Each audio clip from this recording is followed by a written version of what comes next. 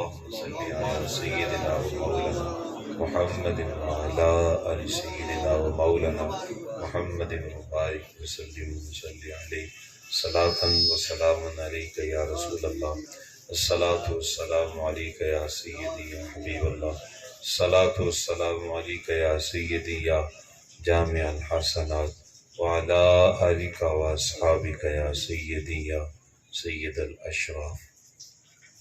حمد و صلات کے بعد انتہائی واجب الاحترام معزز محترم عالی مرتبہ ذی وقار برادران اسلام، السلام علیکم ورحمۃ اللہ وبرکاتہ۔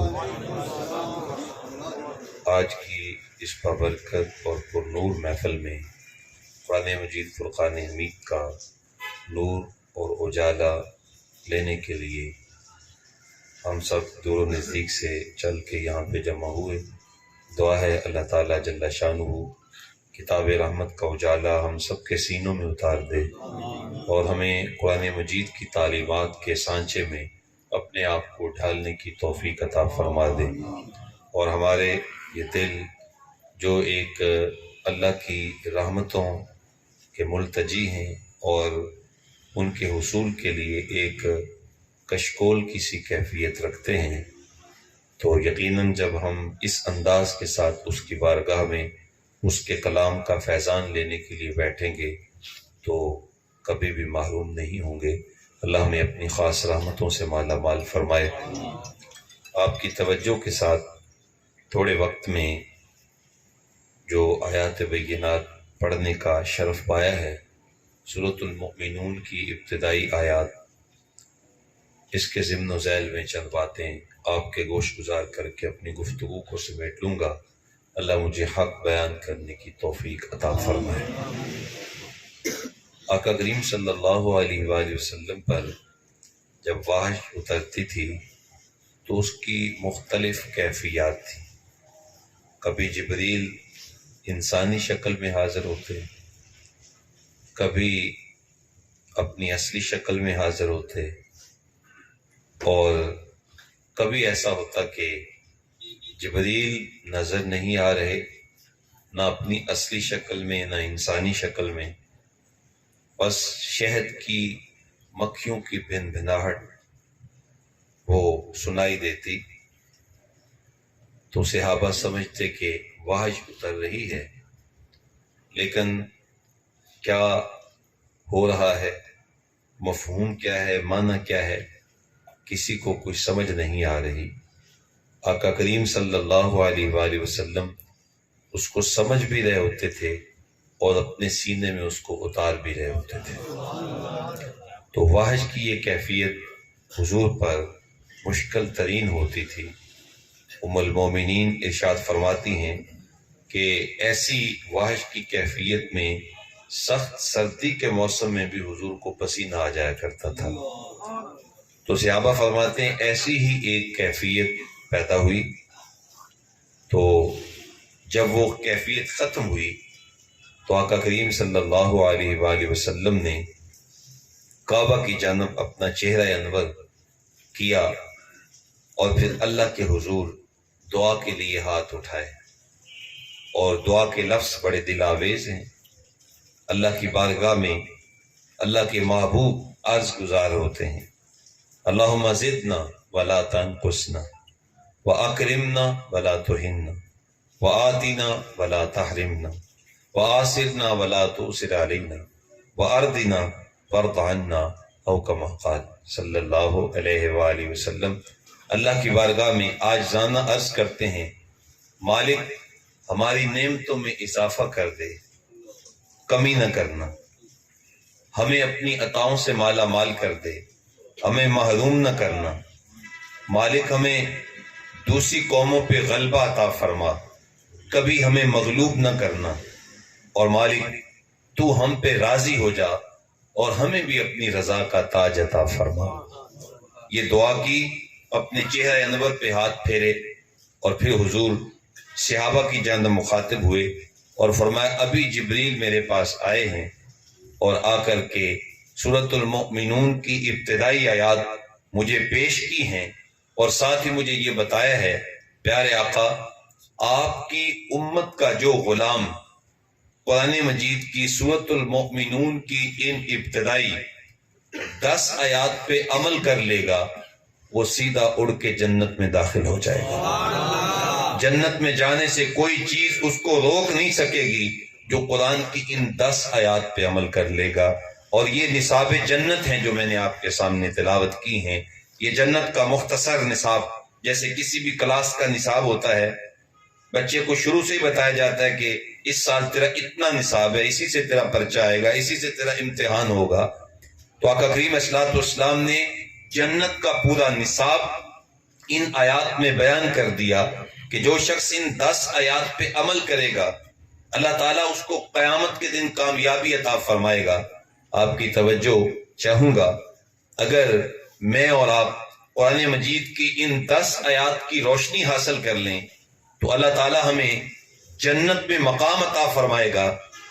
تو ذرا غور فرمائیں، اگر ہم پورے قرآن پاک کو ہی اپنے سینے سے لگا لیں اور قرآن مجید کی تعلیمات کے سانچے میں اپنے آپ کو ڈھال لیں، ہمارا اوڑھنا بچھونا، ہمارے شب و روز، ہمارا طرز زندگی، ہمارا طرز معاشرت اگر وہ قرآن مجید کی احکامات کے اندر ڈھل جائے اور پورے قرآن کی روشنی ہم اپنے من میں اتار لیں، تو آپ پھر غور کریں، جو شخص یہ مقام حاصل کر لے گا تو اللہ تعالیٰ اس کو قیامت کے دن کتنی عظمتیں عطا فرمائے گا، اس کو کتنا مقام دے گا، کتنا مرتبہ اس کو عطا کرے گا۔ جو اس کے ساتھ جڑ جاتا ہے، جو اس کی غلامی کو اپنا طور امتیاز بنا لیتا ہے، اللہ اس کو کتنی کرم نوازیاں عطا فرمائے گا۔ تو اس لیے آقا کریم صلی اللہ علیہ وسلم جب قرب قیامت کے فتنوں کا تذکرہ کر رہے تھے، حضرت مولا علی رضی اللہ تعالی عنہ نے عرض کیا، حضور قیامت کے فتنوں سے بچنے کا پھر راستہ کیا ہوگا؟ تو فرمایا اللہ کی کتاب قرآن مجید ہے۔ فرمایا جو قرآن سے جڑ گیا وہ ہدایت پا گیا، اور جس نے قرآن کو چھوڑ کے کسی اور جگہ سے ہدایت تلاش کرنا چاہی وہ ہدایت نہیں پائے گا، بلکہ وہ سیدھے راستے سے بھٹک جائے گا، گمراہ ہو جائے گا۔ ہدایت اس کو ملے گی جس کے سینے میں آمنہ کے لال کا پیار ہوگا اور اس کی زندگی میں قرآن مجید کا نور اتر رہا ہوگا، اس کو اللہ ہدایت عطا فرمائے گا۔ تو آئیے ذرا ان آیات کا ترجمہ ہم سننے اور سنانے کی سعادت حاصل کرتے ہیں۔ ارشاد وقت افلح المؤمنون، فرمایا کامیاب ہو گئے مومن، کامیاب ہو گئے ایمان والے۔ ایمان کس چیز کا نام ہے؟ اس پہ اگر میں گفتگو کروں تو اس پہ تو ایک لمبا وقت چاہیے۔ اور ایمان اور دین اور اسلام کس چیز کا نام ہے؟ تو علامہ اقبال علیہ رحمہ کا لہجہ ادھار لے کے میں خلاصے کے طور پہ آپ کے سامنے رکھتا ہوں کہ دین، اسلام، ایمان کس چیز کا نام ہے؟ تو علامہ اقبال فرماتے ہیں، دین سراپا سوختن در اندر طلب، انتہائش عشق آغازش ادب۔ فرماتے ہیں طلب محبوب میں تڑپنے کا نام دین ہے، محبوب کے ادب سے شروع ہوتا ہے، عشق پہ ختم ہو جاتا ہے۔ ادب، ادب کا ادب، اسلام کی بنیاد، دین کی بنیاد، ایمان کی بنیاد ادب ہے۔ ادب نہیں تو کچھ بھی نہیں ہے۔ آغاز ادب سے ہے اور اس کا اختتام حضور کے عشق پہ ہو جاتا ہے، حضور کی محبت پہ ہو جاتا ہے۔ جس شخص کے اندر یہ چیز موجود ہے وہ مومن کہلائے گا۔ اب اللہ جل شانہ ارشاد فرماتا ہے قد افلح المؤمنون، کامیاب ہو گئے مومن۔ ہر مومن کامیاب ہو گیا جو بھی دعویٰ کرتا ہے کہ میں پکا مومن ہوں، میں عاشق رسول ہوں، میں حضور کے نام پہ اپنا سب کچھ قربان کر سکتا ہوں، بس اتنی بات کہنے سے کامیابی ہوگی یا کیسے ہوگی؟ تو نہیں، فرمایا دعوے کے ساتھ ساتھ یہ چند چیزیں، یہ کردار، یہ اعمال، ان کو جب اپنی زندگی میں اتاریں گے تو کامیاب ہو جائیں گے۔ اب وہ کون کون سا کردار ہے؟ فرمایا الذین هم فی صلاتہم خاشعون، وہ اہل ایمان کامیاب ہوتے ہیں، ان کی پہلی صفت یہ ہے کہ وہ اپنی نمازیں خشوع کے ساتھ پڑھتے ہیں، اپنی نمازوں میں وہ خشوع اختیار کرتے ہیں۔ خشوع کس چیز کا نام ہے؟ خشوع کے علماء نے کئی معانی بیان کیے۔ ایک خشوع کا معنی ہے کہ عاجزی سے نماز پڑھنا، ایک خشوع کا معنی ہے کہ دل میں خوف خدا رکھتے ہوئے نماز پڑھنا۔ حضرت امام زین العابدین جو عابدین کے سردار ہیں، عبادت سیکھی ہی ان سے جاتی ہے۔ جب وضو فرماتے تو آپ کے چہرے مبارک کا رنگ تبدیل ہو جاتا، متغیر ہو جاتا، تو صاحبین عرض کرتے حضرت آپ ایسے رنگ کے اندر تبدیلی کیسے آ گئی، ایک خوف سا آپ کے اوپر طاری ہے؟ تو فرماتے تم جانتے نہیں میں کس ذات کی بارگاہ میں حاضر ہونے لگا ہوں۔ اللہ کا دل میں خوف رکھتے ہوئے نماز کے لیے حاضر ہونا، اس کو خشوع کہا جاتا ہے۔ اور مزید اس کو آسان کر دیتا ہوں کہ نماز کو حضور قلبی کے ساتھ ادا کرنے کا نام خشوع ہے، کہ اگر پیشانی سجدے میں جھکی ہوئی ہے تو دل بھی مالک کی چوکھٹ پہ جھکا ہوا ہو، دل بھی مالک کے آگے جھکا ہوا ہو، تو اس کو خشوع کہتے ہیں، اس کو حضور قلبی کہتے ہیں۔ جب بندہ کہہ رہا ہو سبحان ربی الاعلیٰ تو اس کے الفاظ کی تاثیر دل میں اتر رہی ہو۔ پیشانی اگر سجدے میں گری ہوئی ہے اور انسان سب سے پستی کے عالم میں ہے اور دل سے لبوں سے کہہ رہا ہے سبحان ربی الاعلیٰ، مالک تو پاک ہے، تو بلند و برتر ہے۔ سجدہ سب سے زیادہ پستی کا نام ہے کہ انسان جب اپنی پیشانی مٹی کے اوپر رکھ دیتا ہے، زمین کے اوپر رکھ دیتا ہے اور زبان سے کہتا ہے میرا رب افضل و اعلیٰ ہے، تو کیا اعلان کر رہا ہوتا ہے؟ مالک دیکھ مجھ سے زیادہ کوئی پست نہیں ہے، تو اس سے زیادہ کوئی اعلیٰ نہیں ہے۔ یہ وہ زبان سے کہہ رہا ہوتا ہے، اگر دل بھی اس کی ترجمانی کر رہا ہو تو اس کو خشوع کہتے ہیں۔ اللہ اکبر۔ تو خشوع دل کی کیفیت کا نام ہے کہ نماز حضور قلبی کے ساتھ ادا کرنا، کہ میں اللہ کے حضور حاضر ہوں، میں اپنے مالک کی بارگاہ میں جو ہے وہ حاضری کے لیے آیا ہوں، اس چیز کا نام خشوع ہے اور یہ دل کی کیفیت کا نام ہے۔ آقا کریم صلی اللہ علیہ وآلہ وسلم ایک دن نماز پڑھانے لگے تو صحابہ کرام کو ارشاد فرمایا صحابہ جب میں آگے کی طرف رخ کر کے نماز پڑھا رہا ہوتا ہوں تو یہ نہ سمجھنا کہ میں صرف آگے کی طرف دیکھتا ہوں، بلکہ فرمایا تم اپنے رکوع ٹھیک رکھا کرو، اپنی نمازیں ٹھیک رکھا کرو۔ واللہ لا اخفى علی رکوعکم ولا خشوعکم، خدا کی قسم جب میں آگے کی طرف دیکھ رہا ہوتا ہوں تو میری نگاہ نبوت سے نہ تمہارے رکوع پوشیدہ ہوتے ہیں نہ دلوں کے خشوع پوشیدہ ہوتے ہیں۔ تو فرمایا میری نظر تمہارے دلوں پہ ہوتی ہے، میں تمہارے دلوں کے خشوع کو بھی دیکھ رہا ہوتا ہوں کہ تمہارے اندر نماز کی حضوری کتنی ہے، کس قدر حاضر ہو کر تم جب وہ نماز پڑھتے ہو۔ تو یہ حضوری کے ساتھ نماز پڑھنے کا نام خشوع ہے۔ تو فرمایا کامیاب ہونے والے اہل ایمان کی صفت یہ ہے کہ وہ نمازیں خشوع کے ساتھ پڑھتے ہیں، حاضر ہو کے پڑھتے ہیں۔ اب میری بھی آرزو ہے کہ میں خشوع کے ساتھ نماز پڑھوں، آپ کی بھی آرزو ہے کہ ہم خشوع کے ساتھ نماز پڑھیں، تو پھر کیسے یہ نماز ہم پڑھ سکتے ہیں؟ تو اس پہ علماء نے دو چیزیں بیان کی۔ ایک تو یہ ہے کہ ہمیں نماز کا ترجمہ آنا چاہیے۔ جب ہم کہہ رہے ہوں الحمدللہ رب العالمین تو اس کے الفاظ کے معانی علم میں ہوں۔ جب ہم کہہ رہے ہوں الرحمن الرحیم، الرحمن کا مطلب رحمان وہ ہے جس کی رحمتوں کا سمندر ٹھاٹھے مار رہا ہے۔ جیسے آپ نے کبھی کسی دریا کو دیکھا ہو، کسی نہر کو دیکھا ہو جو اپنے کناروں کے برابر بہ رہی ہو، سمندر دریا اس انداز کے ساتھ بہ رہا ہو، تو آپ کہتے ہیں یار نہر کا پانی تو ٹھاٹھے مار رہا ہے، سمندر کا پانی تو ٹھاٹھے مار رہا ہے۔ تو جس مالک کی رحمتیں اور ان کا سمندر ٹھاٹھے مارتا ہے اس کو رحمان کہتے ہیں۔ اچھا یہ جو ہماری دنیا کی نہریں ہیں، دنیا کے جو دریا ہیں، یہ تو کبھی خشک بھی ہو جاتے ہیں، لیکن اللہ کی رحمتیں اور ان کا سمندر جو ٹھاٹھے مارتا ہے وہ اس میں کبھی کمی نہیں آتی، اس لیے کہ وہ صرف رحمان ہی نہیں ہے، وہ رحیم بھی ہے۔ جس کا مطلب ہے کہ اس کی یہ رحمتیں ہمہ وقت اسی انداز کے ساتھ باقی رہتی ہیں۔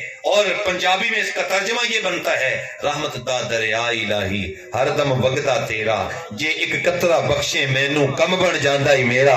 اس کا مطلب ہے الرحمن الرحیم، رحمت دا می پا الہی، باغ سکا کر ہریا، بوٹا آس امید میری دا کر دے میوے بھریا۔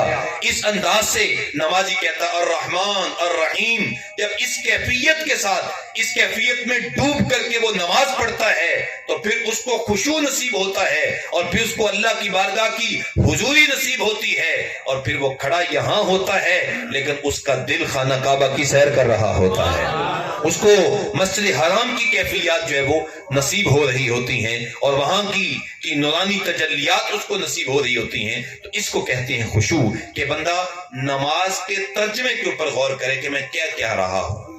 تو ایک پہلی بات یہ ہے کہ میں اور آپ ترجمہ نماز کا یاد کریں۔ اگر تو ترجمہ آتا ہے تو سبحان اللہ، پھر اس کے اوپر غور و فکر کر کے اس کو پڑھیں، لیکن ترجمہ نہیں آتا تو آج سے ہی ہم یہ عہد کریں کہ ہم نے نماز کا ترجمہ سیکھے بغیر چین سے نہیں بیٹھنا۔ سب سے پہلے ہم نے یہ کام کرنا ہے کہ نماز کا مکمل اردو ترجمہ یاد کرنا ہے، تاکہ ہم جب بول رہے ہوں، یار اگر ہمارے سامنے کوئی اور زبان بول رہا ہو، انگلش بول رہا ہو، ہمیں سمجھ نہ آئے تو وہ ہم سے بات نہیں کرے گا، یا ہم کوئی بات کر رہے ہوں اور ہمیں اس کا پتہ ہی نہ ہو کہ ہم کیا کہہ رہے ہیں، تو پھر ہماری کو بات سنے گا؟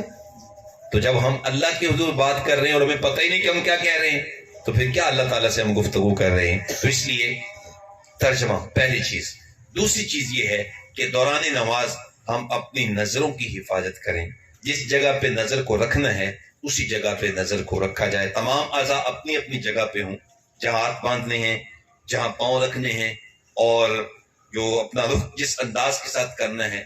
عموماً لوگوں کو دیکھا جاتا ہے کہ وہ ہاتھ باندھنے کے سٹائل کے اندر بھی وہ بڑی بالکل وہ سستی کرتے ہیں، کسی نے کیسے باندھے ہوتے ہیں، کسی نے بالکل درست طریقے سے ناف کے نیچے اپنی یہ 3 انگلیاں اوپر ہاتھ کے اور انگوٹھے اور چنگلی کے ساتھ جو ہے وہ اپنے نیچے والے ہاتھ کو پکڑا جائے اور ناف کے نیچے دونوں ہاتھ رکھ کے اپنی نظر کو جس جگہ پہ رکھنا ہے اسی جگہ پہ رکھا جائے۔ مثلا جب ہم قیام میں کھڑے ہوتے ہیں تو ہماری نظر سجدے والی جگہ پہ ہونی چاہیے، جب رکوع میں جاتے ہیں تو نظر پاؤں والی جگہ پہ ہونی چاہیے، اور جب سجدے میں جاتے ہیں تو نظر اپنے ناک کی ہڈی پہ ہونی چاہیے، اور جب ہم قعدے پہ بیٹھتے ہیں تو نظر گود میں ہونی چاہیے۔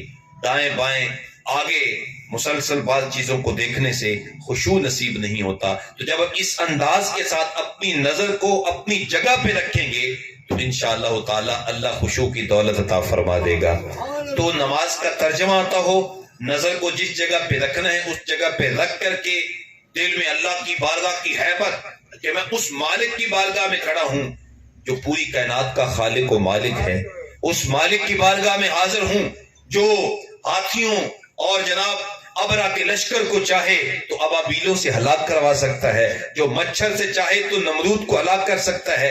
میں اس مالک کی بارگاہ میں حاضر ہوں اور میں حاضری دے رہا ہوں، اور جب اس کیفیت کے ساتھ ہم نماز میں کھڑے ہوں گے تو اللہ تعالیٰ ہمیں خشوع کی دولت عطا کرے گا۔ جب ہم صحابہ کرام کی زندگیاں پڑھتے ہیں تو وہ خشوع کے ساتھ جس انداز سے نماز پڑھتے تھے تو ہم حیران رہ جاتے ہیں۔ آقا کریم صلی اللہ علیہ وسلم ایک غزوے سے واپس پلٹ رہے تھے کہ راستے میں رات پڑ گئی، لشکر کا پڑاؤ ہو گیا، تو حضور نے 2 صحابہ کرام کی ڈیوٹی لگائی کہ تم پہرے داری کرو گے۔ تو ان میں سے ایک نے دوسرے کو کہا کہ آپ تھوڑی دیر کے لیے آرام کر لیں، میں پہرے داری کرتا ہوں، جب آپ بیدار ہو جائیں گے تو پھر میں سو جاؤں گا اور تم پہرے داری کرنا، تاکہ چاقو چوبند ہو کر ہم حفاظت کر سکیں۔ چنانچہ جس نے سونا تھا وہ سو گیا، اور دوسرے صحابیوں نے کہا کہ میں حفاظت تو کر رہا ہوں لشکر کی، کیوں نہ میں اللہ کی حضور نماز پڑھ لوں۔ انہوں نے نماز کی نیت باندھی اور نماز پڑھنا شروع کر دی۔ ایک کافر پیچھے پیچھے لشکر کے تھا کہ اس لشکر میں اس کی بیوی کو قتل کر دیا گیا تھا، تو وہ پیچھے پیچھے آ رہا تھا کہ میں اپنی بیوی کے قتل کا بدلہ لوں گا مسلمانوں سے اور کسی نہ کسی کو میں قتل کروں گا۔ وہ پیچھے آ دھمکا، اور اس نے جب دیکھا کہ ایک شخص کھڑا ہے تو وہ سمجھ گیا کہ یہ لشکر کا پہرے دار ہے۔ اس نے تاک کر ایک تیر مارا اور وہ تیر اس صحابی کی پنڈلی پہ لگا، لیکن تیر لگ گیا، اس کے باوجود وہ تیر کی جانب متوجہ نہیں ہوئے۔ ہم وہ لوگ ہیں کہ اگر چیونٹی بھی کاٹ لے تو فوری طور پہ نماز کی ہماری کیفیت ہی بدل جاتی ہے اور ہم اس طرف متوجہ ہو جاتے ہیں، لیکن یہاں تیر پنڈلی پہ لگا ہے لیکن صحابی کی نماز جاری ہے۔ اس نے تاک کر دوسرا تیر لگایا لیکن صحابی کی نماز جاری ہے، اور جب 2 تیر لگے کچھ تھوڑا سا آواز پیدا ہوئی تو وہ جو صحابی سو رہے تھے وہ جب بیدار ہوئے تو وہ کافر بھاگ گیا، اور یہ اپنی نماز مکمل کرتے ہیں اور نماز مکمل کرنے کے بعد پھر تیروں کو نکالتے ہیں۔ تو وہ جو صحابی سوئے ہوئے تھے انہوں نے فرمایا کہ اے بندہ خدا، جب تجھے تیر لگا تھا تو تم نماز کو توڑ دیتے، رخصت اللہ کی طرف سے اجازت ہے، لیکن تم نے نماز جاری رکھی۔ تو وہ صحابی فرمانے لگے جب مجھے تیر لگا تھا مجھے پتہ چل گیا تھا کہ مجھے تیر لگا ہے، لیکن میرے دل نے گوارا نہیں کیا کہ قرآن کی جس سورت کا میں نے آغاز کیا ہے اس کو مکمل کیے بغیر ہی نماز توڑ دوں۔ تو میں نے کہا میں اپنی نماز مکمل کروں گا، چاہے جسم کا خون بھی بہتا رہے، چاہے میرا جو ہے وہ پاؤں کٹ بھی جائے، لیکن میں نماز کو توڑوں گا نہیں۔ اس لیے میں نے نماز مکمل کی۔ یعنی ان کو تیر لگ رہا تھا، میرا وجدان یہ کہتا ہے کہ ان کو درد نہیں ہو رہی تھی، اس لیے کہ وہ تو جمال الہی میں مصروف تھے، اللہ جل شانہ کی محبتوں میں مصروف تھے، وہ حضور قلبی کے ساتھ نماز پڑھ رہے تھے، اس لیے ان کو احساس نہیں ہوا۔ احساس کیسے ہو سکتا ہے جب یوسف علیہ السلام کو دیکھنے والی عورتوں نے اپنی انگلیاں کاٹ لی تھیں اور انہیں احساس سے کٹائی ہی نہیں ہوا، بلکہ وہ جو ہے وہ یوسف علیہ السلام کی طرف تکتے ہی نہیں۔ تو جب انسان اللہ کی بارگاہ میں حاضر ہوتا ہے تو وہ تو یوسف علیہ السلام کے خالق کی بارگاہ میں موجود ہوتا ہے، تو کس قدر اس کو روشنی نصیب ہونی چاہیے۔ لیکن بہرحال پہلی چیز جس کے ذریعے ہمیں جو ہے وہ خشوع نصیب ہوتا ہے، وہ جو میں نے عرض کیا، اور اہل ایمان کو کامیابی نصیب ہوتی ہے، وہ یہ کہ وہ اپنی نمازیں خشوع کے ساتھ پڑھتے ہیں۔ دوسری چیز والذین هم عن اللغو معرضون، وہ لغویات سے اعراض کرتے ہیں، بے مقصد باتوں سے بھاگتے ہیں۔ ان کے دوست بے مقصد نہیں ہوتے، ان کی مجلسیں بے مقصد نہیں ہوتی، ان کے کام بے مقصد نہیں ہوتے، اور ان کے افعال با مقصد ہوتے ہیں۔ بے مقصد چیزوں میں پڑھنا تو دور کی بات ہے، بے مقصد چیزوں سے بھاگتے ہیں۔ لغویات میں پڑھنا دور کی بات ہے، لغویات سے بھاگتے ہیں۔ اور آقا کی صلی اللہ علیہ وسلم کا ایک فرمان سن لیجئے، حضور نے ارشاد فرمایا کہ من حسن اسلام المرء ترکہ ما لا یعنیہ، بندہ مومن کی زندگی کا حسن یہ ہے کہ وہ اپنی زندگی سے ہر بے مقصد چیز کو ختم کر دے۔ تو میں اور آپ دیکھیں کہ صبح سے لے کر شام تک ہم دیکھیں کہ میڈیا کے اوپر ہم کیا دیکھتے ہیں۔ کہیں میڈیا پہ بے مقصد اپنا وقت تو ضائع نہیں کرتے، سوشل میڈیا کے اوپر کہیں ہم پوسٹیں دیکھتے دیکھتے اپنا بے مقصد کاموں میں وقت تو نہیں لگا دیتے۔ اور اسی طریقہ سے ہم دیکھیں اپنی مجالس کو دیکھیں، ہم اپنے کاموں کو دیکھیں، ہم اپنے معاملات زندگی پہ غور کریں۔ تو فرمایا کامیاب ہونے والے مومن کبھی بھی اپنی زندگی میں بے مقصد کام نہیں کرتے، وہ والذین هم عن اللغو معرضون، وہ بے مقصد کاموں سے بھاگتے ہیں۔ تیسری چیز والذین هم للزکاۃ فاعلون، وہ زکوٰۃ کو ادا کرتے ہیں، ایک معنی۔ دوسرا معنی یہ ہے وہ تزکیہ قلب، اپنے دل کو پاک رکھتے ہیں۔ چوتھی چیز والذین هم لفروجهم حافظون، وہ اپنی شرم گاہوں کی حفاظت کرتے ہیں، اپنی پارسائی کی حفاظت کرتے ہیں، الا علی ازواجہم، سوائے اپنی بیویوں کے، او ما ملکت ایمانہم، یا شرعی لونڈیوں کے، فانہم غیر ملومین، تو اس میں ان کے لیے کوئی ملامت نہیں ہے۔ فمن ابتغى وراء ذلك، لیکن جو بیوی اور شرعی لونڈی کے علاوہ اپنی جنسی ضرورت پوری کرنے کی کوشش کرتا ہے، فاولئک هم العادون، تو یہی لوگ حد سے بڑھنے والے ہیں۔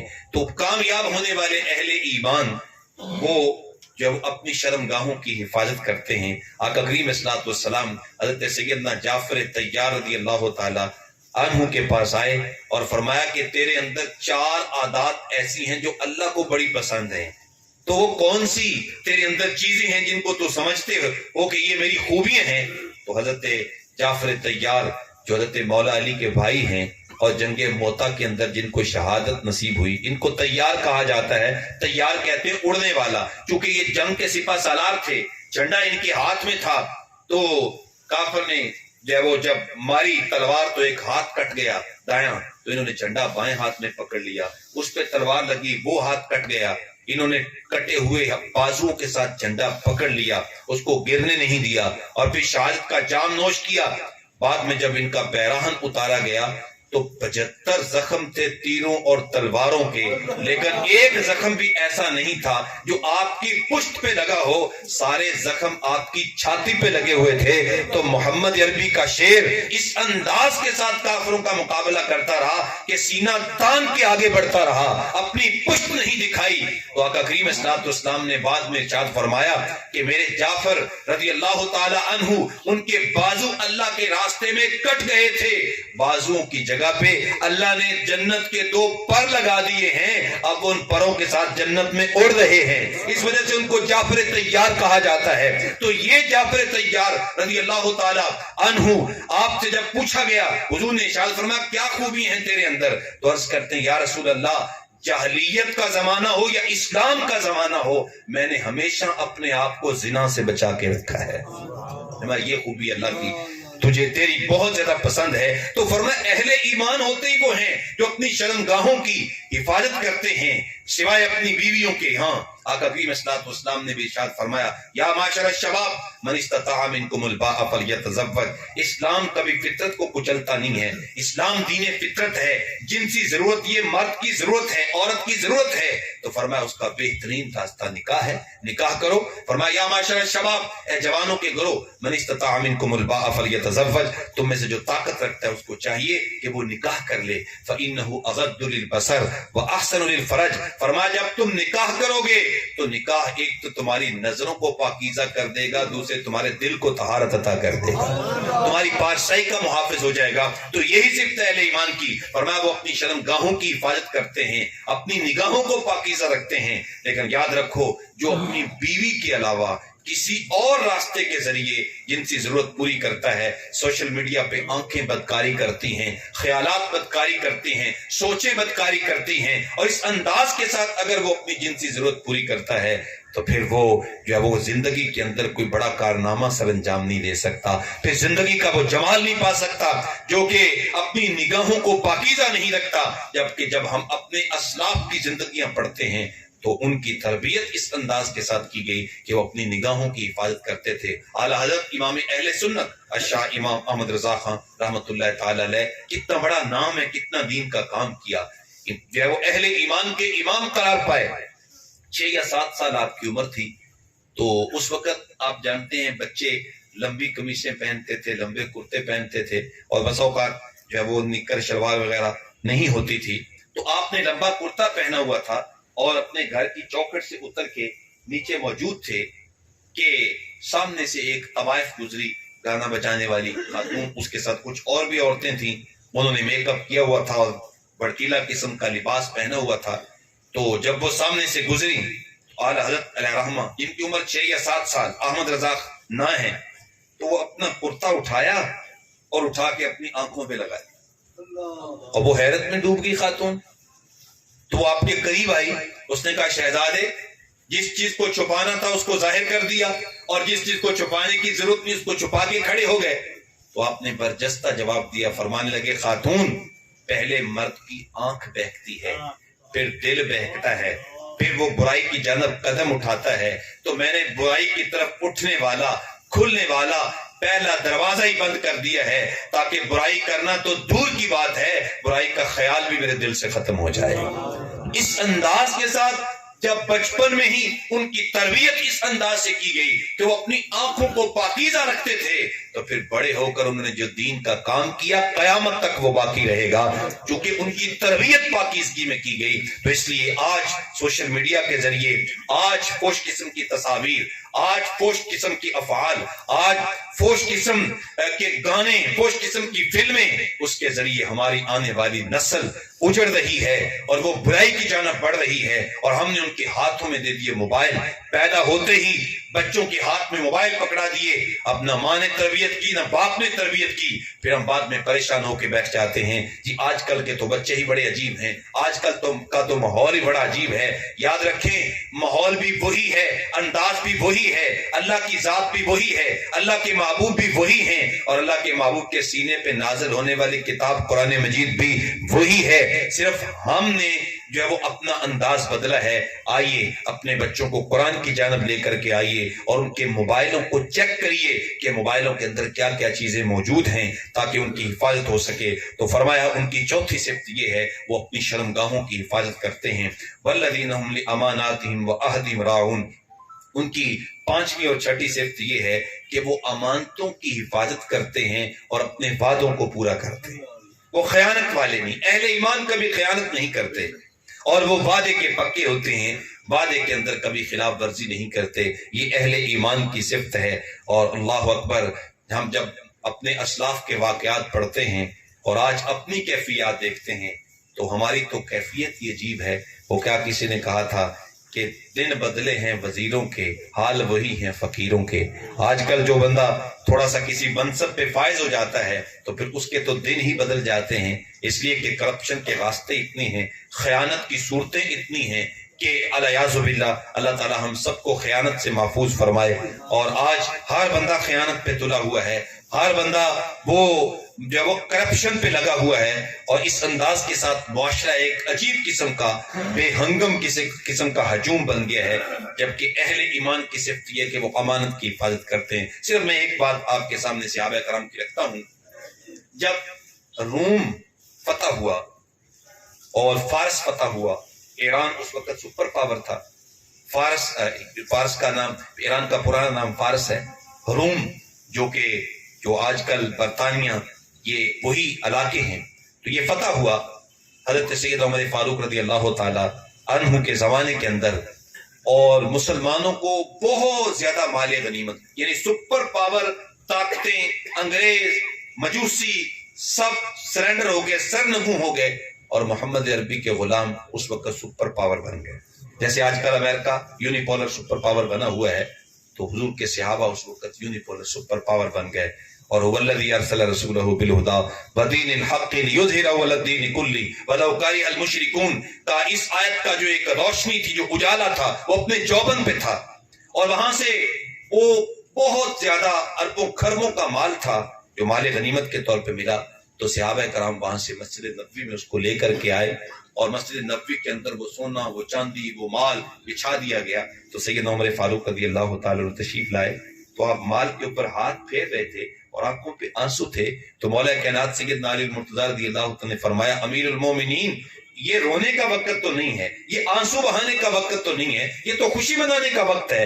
تو حضرت سیدنا عمر فاروق رضی اللہ تعالی نے فرمایا کہ یہ آنسو تعصب کے نہیں ہیں، یہ غم کے نہیں ہیں، یہ دکھ کے نہیں ہیں، یہ آنسو شکرانے کے ہیں، یہ خوشی کے آنسو ہیں۔ اور فرمانے لگے، میں حیران ہوں کہ اتنی بڑی مالیت، سونا، چاندی، دراہم، دنانیر، وہ اتنے دور سفر کر کے صحابہ کرام مجاہدین گھوڑوں پہ، کچروں پہ، اونٹوں پہ، گدوں پہ لاد کر کے لے کر کے آئے، اور ان کو خود بھی ضرورت تھی، وہ خود لڑے، اور ان کی وجہ سے یہ مال ہمیں ملا، لیکن خود انہوں نے سادہ لباس پہنا ہوا ہے، اور اتنا مال اتنی دور سے وہ لے کر کے آئے ہیں۔ میں حیران ہوں، ایک سوئی بھی ادھر سے ادھر نہیں ہوئی، ایک درہم، ایک دینار بھی ادھر سے ادھر نہیں ہوا، تمام مال بحفاظت، امانت داری کے ساتھ وہ خزانہ حکومت تک پہنچا، بیت المال تک پہنچا۔ میں اس بات پہ حیران ہوں۔ تو حضرت مولا کائنات سیدنا علی المرتضیٰ نے جو تاریخ ساتھ جملہ ارشاد فرمایا، وہ اس آیہ کریمہ کا مصداق ہونے میں کامل صحابہ کرام نظر آتے ہیں۔ کہنے لگے، فرمانے لگے، اے امیر المومنین، امیر چونکہ امانت دار ہے تو امین کی رعایا بھی امانت دار ہے، کیونکہ آپ نے کبھی اس خزانے کے اندر ڈنڈی نہیں ماری، آپ کبھی مسلمانوں کے مال میں کبھی خیانت نہیں کرتے، آپ تو اینٹ کو تکیہ بنا کے ریت کے اوپر سو جاتے ہیں، آپ کا تو کوئی محل نہیں ہے، آپ کا تو جو ہے وہ کوئی بہت بڑا جو ہے وہ محل نما آپ کا کوئی بنگلہ نہیں ہے، آپ تو مسجد کے اندر سارے فیصلے کرتے ہیں۔ اور آج جو جس ملک کی معیشت قرضوں پہ چل رہی ہے، ابھی بھی قرضے لے رہے ہیں، قرضے بڑھائی جا رہے ہیں، اگر باقی بڑے بڑے افسران جو ہیں ان کو تو ایک طرف رکھیں، آپ کے جو یہ ضلعی افسران ہیں، جو ڈی سی صاحب ہیں، ڈی پی او صاحب ہیں، اگر ان کی رہائشیں دیکھیں تو 40 کنال سے کم آپ کو نظر نہیں آئے، اور لاکھوں روپے ماہانہ ان کے خرچے ہیں، ایک ایک جو ہے وہ ایک بنگلے کے، اور ایک ڈی سی کا جو گھر ہے، اور جو کمشنر کا جو گھر ہے، اور جو جناب ڈی پی او صاحب کی رہائش ہے، وہ جناب بس اوقات جو ہے وہ بعض ڈویژن کے اندر 70 کنال پہ مشتمل گھر ہے، اور وہ 70 کنال ایسی مہنگی پراپرٹی ہے کہ ایک مرلہ 10 لاکھ کا ہے، تو ایک مرلہ اگر 10 لاکھ کا ہے اور 40 کنال کے گھر میں آپ کا جناب ضلع کا اور آپ کا جو ڈویژن کا افسر رہ رہا ہے، اور پھر وہاں کتنے کام کرنے والے لوگ ہیں، تو جب بھئی افسران کے بنگلے ہوں گے، جب افسران کے جو ہے وہ اتنی پرشکو ان کی بلڈنگیں ہوں گی، جب اتنے بڑے بڑے محلات ان کے بنیں گے اور ان کے اخراجات ہوں گے، تو پھر ملک کے خزانے کا تو یہی ہونا ہے نا۔ سب سے پہلے تو یہ بنگلے بیچو نا، یہ 40 کنال کے رقبے بیچو، اور یہ بیچ کر قرضہ اتارو، یہ اپنے گھروں میں رہیں۔ کیوں اتنے بڑے بڑے بنگلے دے رکھے ہیں، تنخواہیں، مراعات، اور اتنی مہنگی رہائشیں، تو پھر ملک کا تو دیوالیہ ہونا ہے، ملک کی معیشت نے تو ڈوبنا ہے، اور بیچارے سبزیوں والے، بیچارے ریڑھی لگانے والے، بیچارے مزدور، وہ 2 वक्त کا کھانا پورا نہیں کر سکتے تو پھر ملک کی معیشت تو اس انداز کے ساتھ جانی ہے. تو یہ ہمارے حالات تو کیا تاریخ ساتھ خوبصورت جملہ حضرت مولا کائنات نے ارشاد فرمانے لگے چونکہ امیر امانت دار ہے تو امیر کی سپاہ بھی امانت دار ہے. اللہ تعالی ہمیں وہ جال عطا فرمائے. تو فرمایا والذین هم لاماناتهم وعہدہم راعون، وہ اپنی امانتوں میں جو ہے وہ خیانت نہیں کرتے اور وعدوں کو پورا کرتے ہیں. اور آج ہم یہ سنتے ہیں لوگوں سے کہ جو میاں لے لیتا ہے قرضہ وعدہ کرتا ہے لیکن بعد میں ملتا ہی نہیں. پھر کیا ہو؟ کہتے ہیں قرض لے کے واپس دینا تو یہ کچھ چیز ہی اور ہوتی ہے. تو یہ کیسا معاشرہ آ گیا. لیکن اہل ایمان جو ہیں وہ وعدوں کی خلاف ورزی نہیں کرتے. والذین هم علی صلواتہم یحافظون، اور وہ اپنی نمازوں کی، ان کی آخری صفت یہ ہے کہ وہ اپنی نمازوں کی حفاظت کرتے ہیں. 7 صفات دوبارہ سن لیجئے. پہلی صفت یہ کہ نمازوں میں خشوع کرتے ہیں. نمبر 2 بے مقصد کاموں سے بھاگتے ہیں. نمبر 3 زکوٰۃ ادا کرتے ہیں. نمبر 4 اپنی شرمگاہوں کی حفاظت کرتے ہیں. نمبر 5 وہ امانت میں خیانت نہیں کرتے. نمبر 6 وعدوں کو پورا کرتے ہیں. نمبر 7 اپنی نمازوں کی حفاظت کرتے ہیں. اپنی نماز یہ نہیں ہے کہ وقت ہوا تو پڑھ لی، نہ ہوا تو چھوڑ دی، سیزن آ گیا تو چند دن نمازوں کی چھٹی کر لی، جب سیزن آف ہو گیا تو پھر نمازوں کی طرف آگے. نہیں والذین هم علی صلواتہم یحافظون، وہ اپنی نمازوں کی کامل حفاظت کرتے ہیں. اچھا، یہ 7 صفات کا آغاز بھی نماز سے ہوا اور اس کا اختتام بھی نماز پہ ہوا. مفسرین فرماتے ہیں جو اپنی نمازیں ٹھیک کر لیتا ہے باقی چیزیں خود بخود ہی ٹھیک ہو جاتی ہیں. آج ہماری نمازیں ٹھیک کرنے کی ہمیں ضرورت ہے. ہم اپنی نمازوں کی حفاظت کریں. تو فرمایا جو اس انداز کے ساتھ اپنے اندر کیفیات پیدا کر لیتے ہیں اولئک هم الوارثون، فرمایا وہ اڑ کے جنت کے وارث بن جائیں گے.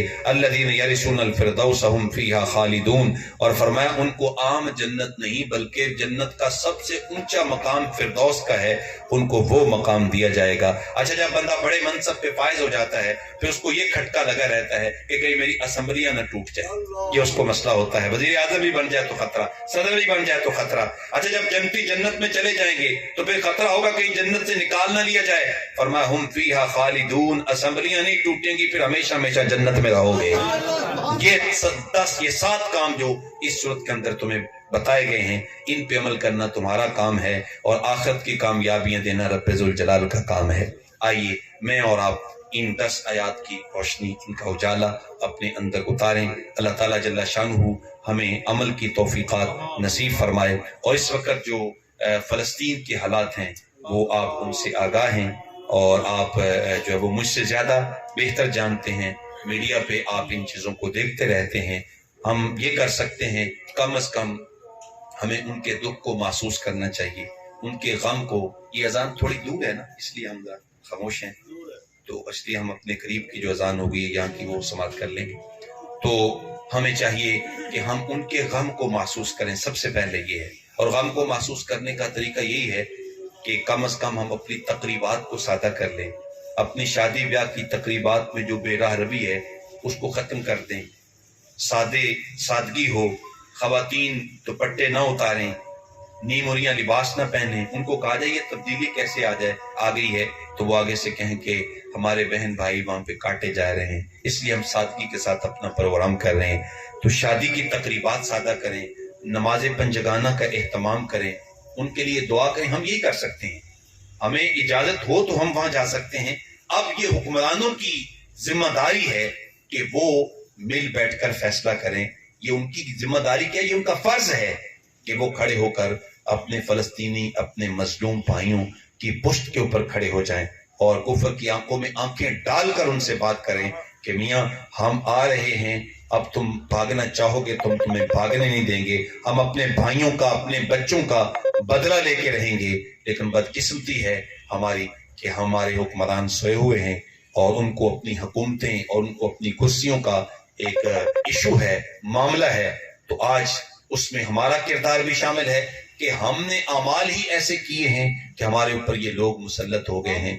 وہ کسی نے کہا تھا کہ الہی، جب میں کہتا ہوں الہی میرا احوال دیکھ، حکم ہوتا ہے بندے اپنا نام اعمال دیکھ. اللہ اکبر. جب میں یہ کہتا ہوں تو اپنے اعمال سامنے آتے ہیں. اس لیے ہمیں چاہیے ہم ان کے لیے دعا کریں اور یہودیوں کو نیست و نابود ہونے کی دعا کریں. آقا کریم صلی اللہ علیہ وسلم نے بھی جب وہ باقاعدہ نمازیں پڑھی اور قنوت نازلہ پڑی ان کافروں کی ہلاکت کے لیے، تو ہم بھی نمازوں کے بعد ان کی ان غاصبوں کی ہلاکت کی دعا کریں اور اپنے بھائیوں کی مدد اور اللہ کی نصرت مانگیں اللہ تعالیٰ سے، تو انشاءاللہ تعالیٰ انشاءاللہ فلسطین کامیاب ہوگا۔ جب خون بہتا ہے تو وہ رائے گا نہیں ہوتا بلکہ وہ جم جاتا ہے، اور ظلم جب بڑھتا ہے تو ظلم مٹ جاتا ہے۔ انشاءاللہ ان غاصبوں اور دہشت گردوں کا ظلم مٹ جائے گا، اور قبلہ اول بیت المقدس ہمارے ان بھائیوں کے خون کی وجہ سے اللہ تعالیٰ مسلمانوں کو دوبارہ عطا فرما دے گا۔ کوئی صلاح الدین ایوبی آئے گا اور کوئی سیدنا فاروق اعظم کا سچا جانشین آئے گا، جس کے ذریعے قبلہ اول بیت المقدس اس میں ہم سب کو نماز پڑھنے کی سعادت نصیب ہوگی انشاءاللہ تعالی۔ اللہ تعالیٰ میرے ان ٹوٹے پھوٹے لفظوں میں اثر کی شرینی ڈال دے اور ہم سب کو توفیق عمل عطا فرمائے، آمین۔ وآخر دعوانا ان الحمدللہ رب العالمین۔ بسم اللہ الرحمن الرحیم، الحمدللہ رب العالمین، والصلاة والسلام علی سید الانبیاء والمرسلین۔ مالک مولا اٹھے ہوئے ہاتھ، پھیلی ہوئی جولیاں اپنی رحمات سے بھر دے۔ اے پیارے اللہ بخت کی بہاریں عطا فرما، مقدر کی خزائیں رخصت فرما، ہر ذلت ہر قلت ہر علت سے رہائی عطا فرما، اپنے پاک حبیب کے در کی گدائی عطا فرما۔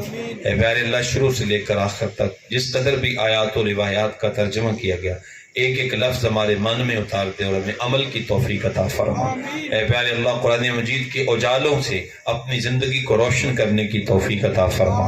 اے پیارے اللہ کریم جتنے احباب دور و نزدیک سے چل کر کے اس درس قرآن کے پر نور پروگرام میں محفل میں شامل ہوئے، اپنے گھروں میں پہنچنے سے پہلے اس کی برکتیں سب کے گھروں میں پہنچا دے، اپنے گھروں میں پہنچنے سے پہلے اس کی رحمتیں ہم سب کی جھولیوں میں ڈال دے۔ اے پیارے اللہ کریم تیرے اتنے بندوں کی پرزور اور عاجزانہ آمین کے ساتھ تیری بارگاہ میں درخواست ہے، ہمارے فلسطینی بھائیوں کی مدد فرما۔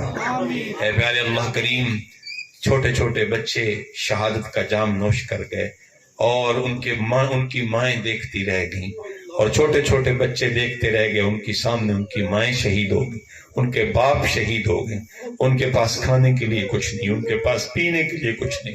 اے مالک و مولا تجھے صدقہ بدر کے صحابہ کا، اے پیارے اللہ صدقہ تجھے احد کے شہداء کا، اور صدقہ حضرت سیدنا امیر حمزہ کے کٹے ہوئے اعضاء کا، مالک و مولا فلسطین کے مظلوم مسلمانوں کی مدد فرما۔ اے پیارے اللہ کریم ان کے کٹے ہوئے اعضاء اور ان کی ٹوٹی ہوئی ہڈیاں ہم سے دیکھی نہیں جاتی، اے پیارے اللہ کریم تجھے آقا کریم علیہ السلام کے نواسوں کی شہادت کا صدقہ انہیں یہودیوں کے ظلم سے جلد نجات عطا فرما۔ اے پیارے اللہ کریم یہ بچے جو شہادت کا جام نوش کر رہے ہیں، لگتا ہے یہ حضرت امام علی اصغر سے فیض لے رہے ہیں، اور جو جوان شہادت کا جام نوش کر رہے ہیں ہمیں یہ محسوس ہوتا ہے یہ امام علی اکبر سے فیض لے رہے ہیں، یہ حضرت امام قاسم سے فیض لے رہے ہیں، یہ حضرت عباس غازی علمدار سے فیض لے رہے ہیں۔ اے مالک و مولا وہ تو شہادت کے جام نوش کر گئے، اے پیارے اللہ ان کے خون ناب کا صدقہ بیت المقدس کو یہودیوں کے نرغے سے نجات عطا فرما۔ اے مالک و مولا پاک پروردگار عالم یہودیوں کو، ان دہشت گردوں کو، ان ظالموں کو، ان غاصبوں کو کیفر کردار تک پہنچا دے، ان کو نیست و نابود فرما دے۔ ابابیلوں سے ہاتھی مروانے والے میں ہمارے اللہ، اور مچھر سے نمرود کا کام تمام کروانے والے ہمارے مالک، ہمارے ان بھائیوں کی غائبانہ مدد فرما۔ اے پیارے اللہ مسلم امہ کے حکمرانوں کو غیرت ایمانی دے کر کے اتفاق کے ساتھ اپنے بھائیوں کی مدد کے لیے کھڑا ہونے کی توفیق عطا فرما۔ اے پیارے اللہ کریم ہم تیرے گناہ گار، خطا کار اور سیاہکار بندے تیرے گھر میں آ کے اپنے گناہوں کی بخشش کی بھیک مانگتے، ہم سب کو معاف کر دے۔ اے پیارے اللہ ہمیں نیکی کی راہوں کا مسافر بنا دے، ہمیں قرآن کی اجالے عطا فرما دے۔ اے پیارے اللہ ہمارے باپوں پہ رحم فرما، ہماری ماؤں پہ رحم فرما، ہمارے بہن بھائیوں پہ رحم فرما۔ اے پیارے اللہ ہمارے اعزاء و اقربا پہ رحم فرما۔ اے پیارے اللہ کریم ہمارے دوست ادارت المصطفیٰ حلقہ ٹیپا سلطان پور کے ساتھیوں کی ان کی محنت، ان کی کوشش اپنی بارگاہ میں قبول فرما۔ اے پیارے اللہ اس درس قرآن کو اہتمام کے ساتھ کرنے کے لیے جو احباب تعاون کرتے ہیں، سب کو اپنی خاص رحمات سے مالا مال فرما. ہم سب کی زندگیاں شان کے ساتھ اسلام پہ گزر جائیں، خاتمہ ایمان پہ ہو جائے. میں سو جاؤں یا مصطفیٰ کہتے کہتے، کھلے آنکھ صلی اللہ کہتے کہتے. وصلی اللہ تعالی علی حبیبہ و آلہ و اصحابہ اجمعین.